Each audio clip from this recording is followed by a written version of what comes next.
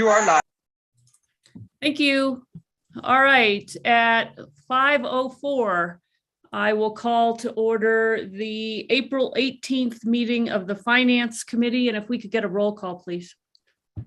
Yes, Councillor Vieira, Present. Councillor Cassett, Here.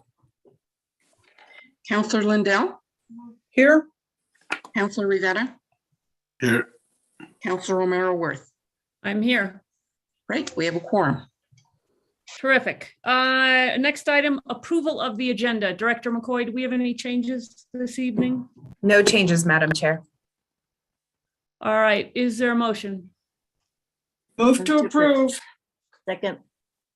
We have a motion and a second to approve tonight's agenda. If we could get a roll call on approval of the agenda, please.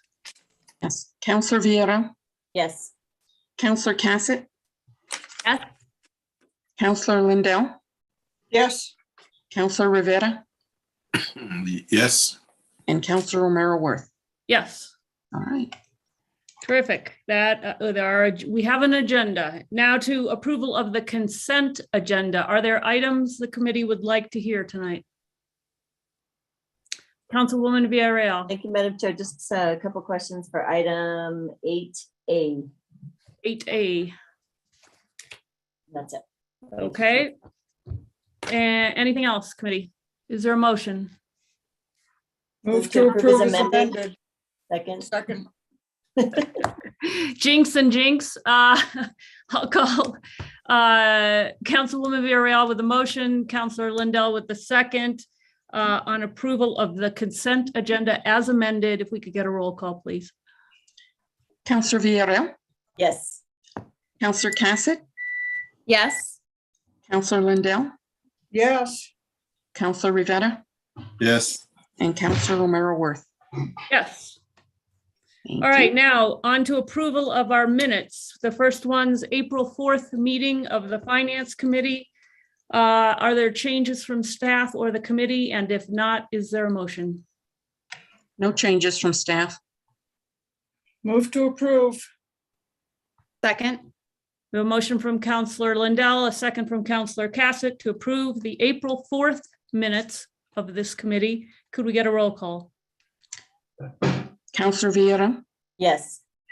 Councillor Cassett, Yes. Councillor Lindell, Yes. Councillor Rivera, Yes. Councillor Romero Worth.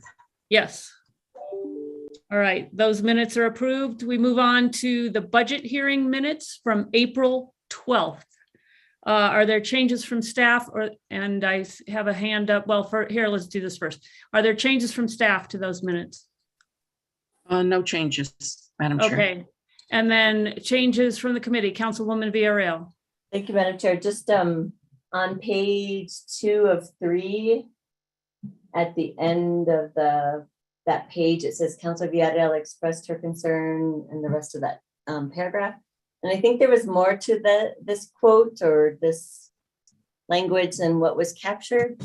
It didn't really capture what I think was said. Maybe it was put together. So I don't know if we should just get rid of that whole paragraph because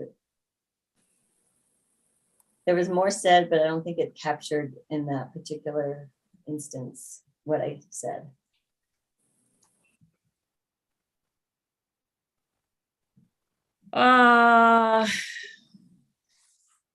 Don't know how to, Director McCoy, how are these minutes put together?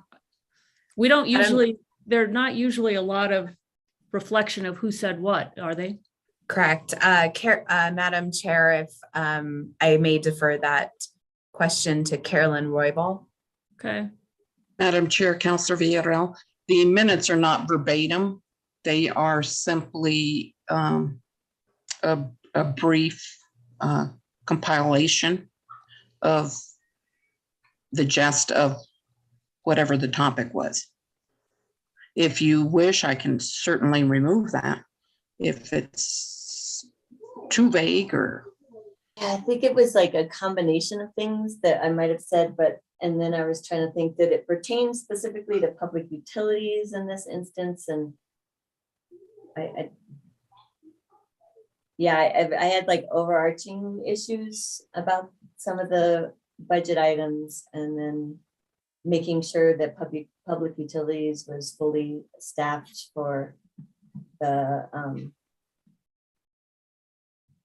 one of the management section of it, the waste management. So I don't know. That's why I was like, that might have not captured exactly what I was saying in that section. Are you okay if we strike that language? Yes, please. All right, if we strike that language, is there a motion? Move to approve as amended. And are there other concerns? That's all for me. Any other concerns from the committee? Is there a second? We have a motion to strike the paragraph Councilwoman Villarreal is concerned about. We have a second from Councilor Lindell. If we could get a roll call on the minutes as amended. Okay, that will be Counselor Villarreal, Yes. Counselor Cassett, Yes.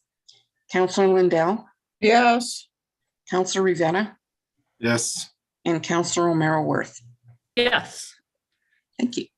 All right, clipping along. We do not have an executive session tonight. We do, however, have a presentation on the FY21 audit status. And we have Director McCoy and Mr. Bejarano here. And I don't know what order you want to do that, but I'll just turn it over to you. Thank you, Madam Chair, councilors. Today we have Ricky Bejarano, the city's Chief Accounting Officer, as well as Ms. Woodruff, Stephanie Woodruff, joining us today. I'll turn it over to Mr. Bejarano for the weekly update. Director McCoy, Madam Chair, members of the committee. The audit is essentially at its initial stages after our submission of the trial balance approximately 18 days ago. Questions and answers are going back and forth. The auditors are reviewing the CFA, the schedule of expenditures of federal awards, and the trial balance itself, and from that derive a number of questions almost on a daily basis. As the auditors are requesting information from staff, then we upload it into their exchange system. With that, I stand for questions. Are there questions from the committee?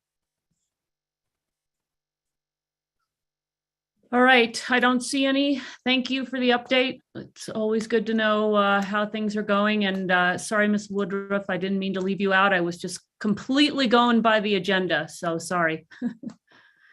Okay, we'll move along. This committee has a lot of work this week. Moving to our consent agenda, item 8A, an ordinance relating to the City of Santa Fe's Office of Economic Development Plan Ordinance. And this is approving and adopting a local economic development project participation agreement between the City of Santa Fe and Beck and Bello, LLC, for design, development, and construction of tenant improvements, lease payments, and expansion of Corporate Research Center, a local economic development project. And we have a number of people here to answer questions. And Councilwoman Villarreal, I believe you pulled this item. Thank you, And Madam Mr. Chair. Bejarano, I'm sorry, Mr. Bejarano, you are not muted. Just thought you might want to know. Sorry, Councilwoman Villarreal. Thank you, Madam Chair. Thank you, Director Brown, and other staff that's here for this item. Overall, I'm excited about this possibility, and to the owners, Mr. Beck, and is it Bulow or Bullow? How do you say the last name? Bulow. Bulow. Exciting opportunity. I know of their existing business now, and to expand that, it's very exciting, especially around the fact that we need to expand these kind of industries. So maybe you could tell us a little bit about it and how it falls into manufacturing. I didn't know the difference if it was supposed to be an actual processing facility for other meat coming in, or just meat that they'll be selling. Madam Chair and members of the council, good evening to everyone. Thank you for asking that question, Councilor Villarreal. So I'm going to go to a bigger level, and then I have Mr. Peter Mitchell here from the state, who is our partner in this. So the food innovation industry cluster is one that we are trying to nurture to diversify our economy. And Beck and Bulow falls into this in a number of ways. One way is that they actually buy, sell, and process meat from the state of New Mexico. And they also sell it around the country through e-commerce, through chefs and restaurants, et cetera. And so we look at what they're doing for that part of the industry, having local meats being sold here and sold nationwide is a way to sort of build up the food economy. They've also purchased recently or have acquired a seafood processing plant, and it's in Seattle, Washington, and Washington State. And so one of the reasons why we're very interested in the LEADA project is that we want to keep our local businesses here. I don't want them to go to Washington State. So this is another reason why we feel like the food industry is great, and also they can expand here, headquartered here, bringing jobs here. So I'm going to turn it over to Mr. Mitchell if his microphone is working to sort of talk about the expansion plans that they have. I don't know if, Peter, is your microphone working? Yes, thank you, There you go. Rich. Thank you, Madam Chair, members of the committee. Just to clarify a couple things that Rich alluded to. This is a meat processing facility, and also they raise their own livestock bison at two different ranches, one in Romeroville, south of Las Vegas, and they have another property out by Madrid, Cerrillos area. So they raise a lot of their own meat as well. And to clarify for Rich is we don't want their jobs going to Alaska. They procured a fish processing facility in Kodiak, Alaska, Yeah. not Seattle. So they'd be even further away. That's the other fish company. Yeah. And so, but this is a very exciting project. We've worked with them for about 2 years. They started out being very aggressive, procuring PPA and idle funding to keep afloat, but they've expanded. They've got a really neat facility. If any of you have not visited it, it's on the corner of Sirius Road and St. Michael's, across kind of from the Jiffy Lube and Tapia's used cars, I believe. And it's a fantastic facility. They've expanded their product line now to include products from various small farmers in northern New Mexico, the Sapeo, Cleveland, Pandaray area. They sell duck eggs, chicken eggs. They also have a new bread and coffee line, and they've expanded. And right now they have 7 employees. And I had a good conversation with Councilwoman Cassett this afternoon, kind of explaining where we were. They currently have 7. They plan to expand to 47, so add 4 per year in the next 10 years. Their capital investment is around $1.2 million, Rich. I don't have it right in front of me, but I believe that's the number. Yep. We're close there too. Close to that, And so we're excited. Our financial team has gone over their financials. They've completed their lead application, and we've worked very closely with Rich and Andrea and Casey to get this moving. And we're really excited and hope we can move forward and get these folks expanding quickly. Thank you, Rich. Thank you, Madam Chair. Thank you, Mr. Mitchell. And I guess the other thing I was wondering is, will they then be a location for other animal producers to process meat in terms of actual butchering, or is that not necessarily part of it? Not at this point. They're their own business right now. They're not co-packing for anyone else. And right now they're also trying to revamp. They had some very exciting projects with some local, really high-end local restaurants, Geronimo, others. And right now they process their own meat and fish from Alaska. So at this point, they're not co-packing. Councilwoman, thanks. Okay, thank you for that clarification. And the one thing that I guess gave me a little pause, I was looking at the job creation report, and then it indicates that they would pay, and this is quote, a minimum average daily wage of $13 an hour. And that's saying an average. So does that mean that 13, because 13 is meeting our living wage requirements, but it's saying that this is an average. So does that mean that wages will be below 13? No, actually, that might be not accurately portrayed. The wages they provide through their lead application, a breakdown of the specific job titles and wages, and the wages vary from the low end being like 13.20, I believe, to the high end being in the high 19, close to 20. So overall, the wages are around 17 when they have the full 40. And so, no, that's the baseline number that we use.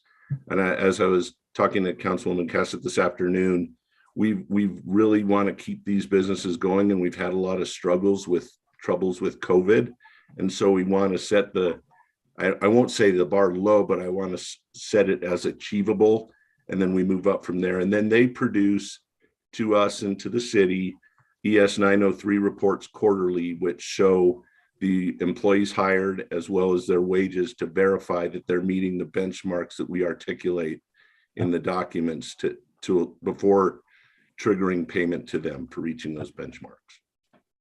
Thank you. And Madam. those benchmarks, do you look at not just wages or the wage range, but also potential to provide other benefits like insurance? We cross that bridge through the job training incentive program process, which goes much deeper into their civic corporate responsibility in terms of benefits paid and health coverage and those sorts of things. So they've already qualified for, I believe, 4 JTIP positions we funded to this point. And they are providing what we deem as adequate benefits to their employees. So we don't cover that in LEADA, but we do cover that for them to qualify in JTIP. Thanks Thank for you, Councilwoman. explaining the distinction. That was helpful. And then the other thing that I was thinking about as it changes with our state laws and the requirements now for I'm trying to remember if it was paid family leave or paid sick leave, because there's a distinction, but that passed, and I'm wondering if that fits into the portfolio that you all look at. Maybe not for LEADA, but maybe that applies to JTIP as well. It does. I'm not sure, because it's such recent passage of the legislation that has been addressed right now. I know we are currently rewriting and revising our LEADA statute to address the new laws. So I'm sure that will be part of their approval process for JTIP as they expand. Okay. Thank you for the clarity on the minimum wage, because when it said average, I was like, no, I don't think that'll meet our requirements, our code requirements. So I understand. thank you for that. That's all I have. Thank you, Madam Chair. Thank you to staff. Other questions from the committee? Is there a motion? Move to approve. Second, We have a motion and a second to approve item 8A. Can we get a roll call, please? Yes. Counselor Villarreal, yes. Counselor Cassett, Yes. Counselor Lindell, yes, Counselor Rivera, Yes. and Counselor Romero Worth. Yes. All right, that's our consent agenda. Those are the items pulled. We do not have any items under action items for discussion. We will go to matters from staff. Director McCoy. Madam Chair, no matters from staff at this time. All right, matters from the committee.